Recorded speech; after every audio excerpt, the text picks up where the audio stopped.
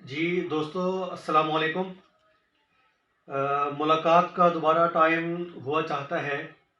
آج کی اس ویڈیو میں آپ کو محبت کی ایک اور داستان کی کہانی سناؤں گا۔ اس سے پہلے جن دوستوں نے میری پچھلی ویڈیو نہیں دیکھی، جس میں نے ہیر اور رانجھا کی محبت کی داستان بتائی تھی، پھر کس بے دردی سے ان کو قتل کر دیا تھا، وہ بتائی، نہیں دیکھی تو وہ دیکھیں۔ آج کی اس ویڈیو میں آپ کو شیریں اور فرحاد کے بارے میں بتاؤں گا، ان کی محبت کیسی ہوئی، پھر ان کی موت کیسی ہوئی۔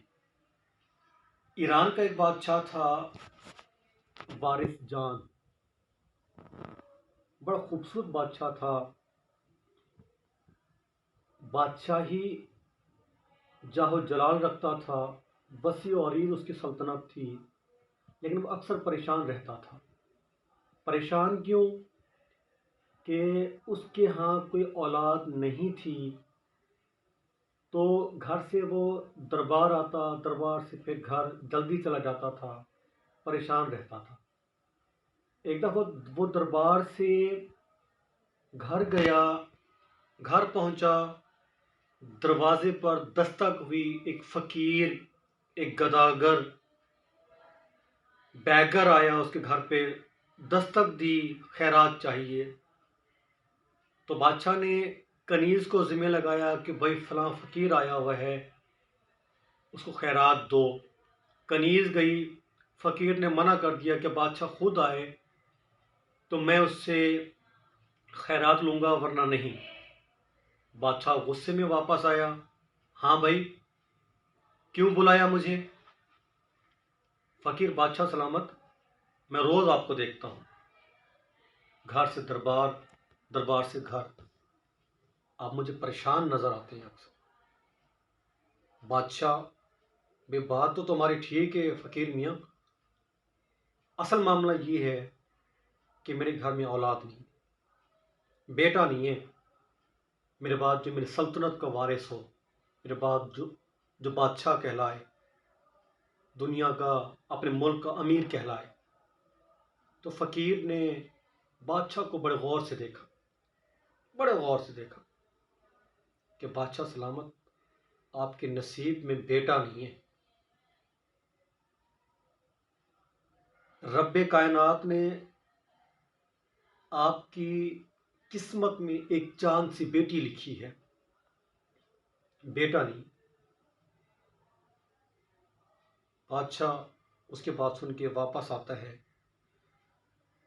اپنی بیوی کو بتاتا ہے کہ ایسے ایسے معاملہ ہوا ہے۔ کچھ دنوں کے بعد، کچھ عرصے بعد، ان کے ہاں ایک بڑی خوبصورت چاند سی بیٹی پیدا ہوتی ہے۔ اللہ پاک نے اس کو کیا کمال حسن دیتا ہے۔ انہوں نے اس کا نام شیریں رکھا۔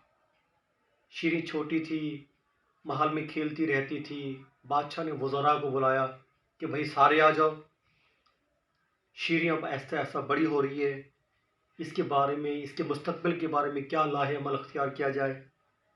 وزراء نے مشورہ دیا کہ بادشاہ سلامت ایک محل تعمیر کرائے اس کے لیے، عالی شان، جو اس جیسا کبھی محل نہ ہو۔ پھر بادشاہ کو بات پسند لگی کہ محل بنواؤ، اس طرف محل کے ایک طرف باغ ہو، ایک طرف پانی کا حوض ہو۔ تو تمام جو جتنے بھی اس وقت کے ماہر کاریگر تھے، سب کو بلایا گیا، سب نے تعمیر شروع کر دی، محل تعمیر ہو گیا۔ اب نقش و نگار، اب ذرا کہانی میں رخ آ رہا ہے فرحاد کا، کہ اس کی انٹری کیسے ہوئی، شیریں کے لائف میں انٹری کیسے ہوئی، تو وہ میں آپ کو بتاؤں گا۔ تب تک آپ ویڈیو پوری دیکھیں، تاکہ آپ کو بات سمجھ لگے کہ محبت کی لازوال کہانی میں ہوا کیا تھا۔ تو نقش و نگار میں بتایا گیا کہ فرحاد ایک لڑکا ہے جس کا والد بھی یہ کام کرتا تھا نقش و نگار کا، اس کو بلایا گیا۔ فرحاد آ گیا بادشاہ کے دربار میں، فرحاد تم نے اس محل میں نقش و نگار کرنے ہیں، اور ایسے کرنے ہیں فقید المثال ہو، دنیا اس کو دیکھنے کے لیے آئے، میری بیٹی ہے شیریں، یہ اس کا محل ہے۔ تو فرہاد نے کہا بادشاہ سلامت آپ کے حکم کی تعمیل ہوگی۔ تو 10 ماہ تک فرہاد نقش و نگار کرتا رہا۔ بادشاہ آیا، فرہاد کام مکمل ہو گیا؟ جی حضور ہو گیا۔ جانا نہیں ہے ابھی نہیں جانا، میری بیٹی آئے گی شیریں، وہ دیکھے گی، اگر کہیں کوئی ترمیم کرنی ہوگی تو وہ کر دے گی، کہے گی پھر تم نے کر دینا ہے۔ تو شیریں اپنی سہیلیوں کے ساتھ اپنے محل میں آتی ہے، محل کی چھت پہ ہوتی ہے، نقش و نگار دیکھ رہی ہوتی ہے، اس کی نظر فرہاد پہ پڑتی ہے۔ ایک نظر دیکھتی ہے تو اس کو وہ نوجوان بڑا پیارا لگتا ہے، تو شیریں کو اس سے محبت ہو جاتی ہے۔ فرہاد اس کو دیکھتا ہے، اس کو بھی شیریں خوبصورت تو ویسے وہ تھی، بڑی پیاری لگتی ہے۔ تو شیریں محل سے نیچے آتی ہے، فرہاد سے باتیں کرتی ہے کہ تم یہ کام کیسے سیکھا، کہاں سیکھا۔ تو فرہاد اس کو حال احوال بتاتا ہے، اندر ہی اندر میں دونوں کو محبت ہو جاتی ہے۔ فرہاد گھر جاتا ہے، اپنے والدہ کو بتاتا ہے کہ ایسے معاملہ ہے کہ میں شیریں سے شادی کرنا چاہتا ہوں۔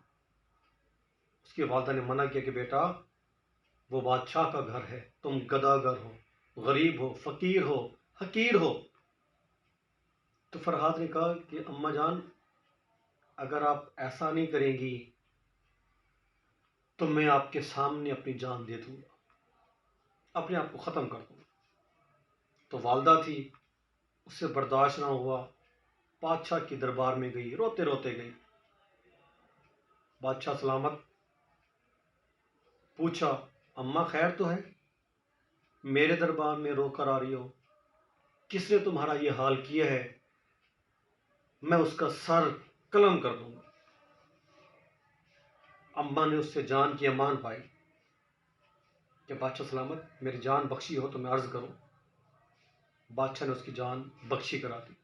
بولو میرا بیٹا ہے فرہاد، آپ کی بیٹی سے شادی کرنا چاہتا ہے۔ تو بادشاہ نے کہا فرہاد کو میرے پاس بھیجو۔ فرہاد آ گیا، ہاں بھائی جی بادشاہ سلامت بات سچ ہے اور یہی حقیقت ہے، میں آپ کی بیٹی سے شیریں سے محبت کر بیٹھا ہوں۔ بادشاہ نے کہا میں 2 کام کر سکتا ہوں، فوراً تمہارا سر قلم کر دوں گا یا تمہیں پھانسی پہ بھی لٹکا سکتا ہوں۔ تو فرہاد نے کہا کہ بادشاہ سلامت اگر میری شادی شیریں سے نہ ہوئی تو مجھے موت قبول ہے۔ بادشاہ کو اندازہ ہو گیا کہ یہ فرہاد فراڈیا نہیں ہے، یہ واقعی میں سچی محبت کر بیٹھا ہے شیریں سے۔ تو بادشاہ نے فرہاد سے جان چھڑانے کے لیے اسے کہا کہ یہ ہمارے کھیت کھلیان ہے، یہ ہمارا علاقہ ہے، دریا ہم سے دور پڑتا ہے، رستے میں پہاڑ ہے، دریا اس طرف ہے، تم دریا کا سینہ چیر لاؤ، پہاڑ کا سینہ چیرو، دریا کا رخ موڑ کے لاؤ، تو میں شیریں کا نکاح تم سے کر دوں۔ فرہاد خوش ہو گیا، اپنا بیلچہ جو اوزار تھے وہ اٹھائے، چلا گیا،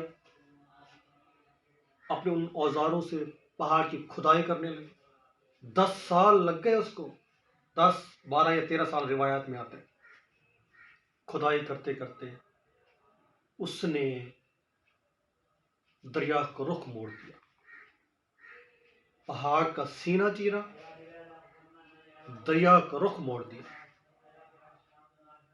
اس بات کا علم بادشاہ کو ہو گیا کہ فرہاد آ رہے بھائی، وہ پریشان کہ میں نے تو اس سے جان چھڑوائی تھی، فرہاد ایک غریب گھر سے تعلق رکھتا ہے، میں بادشاہ ہوں۔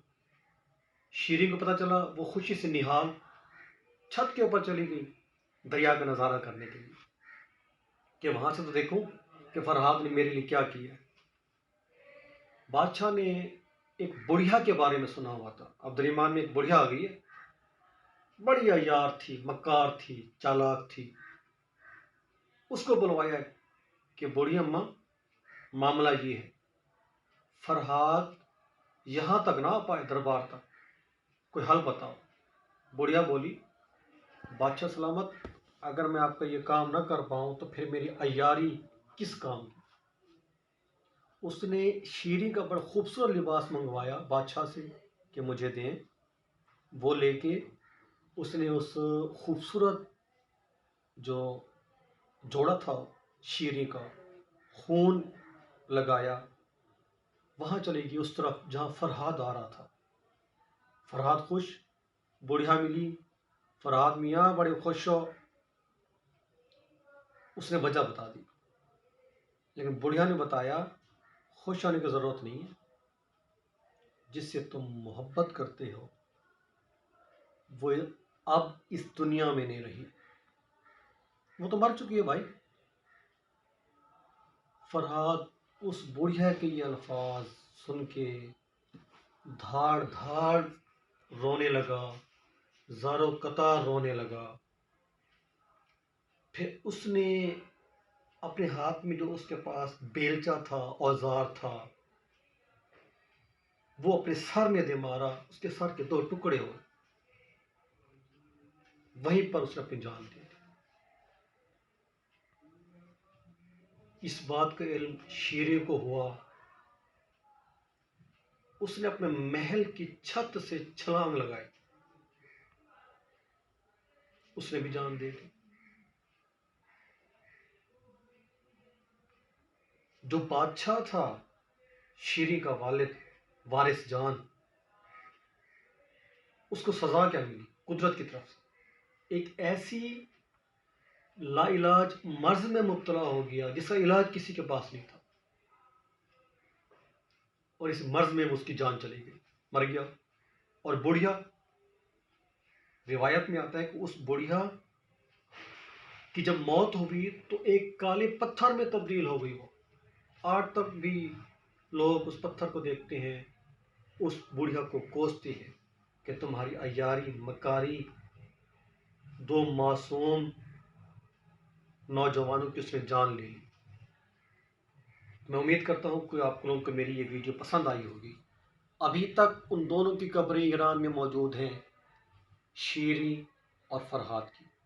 تب تک میرے چینل کو لائک کریں، سبسکرائب کریں، اس ویڈیو کو شیئر کریں۔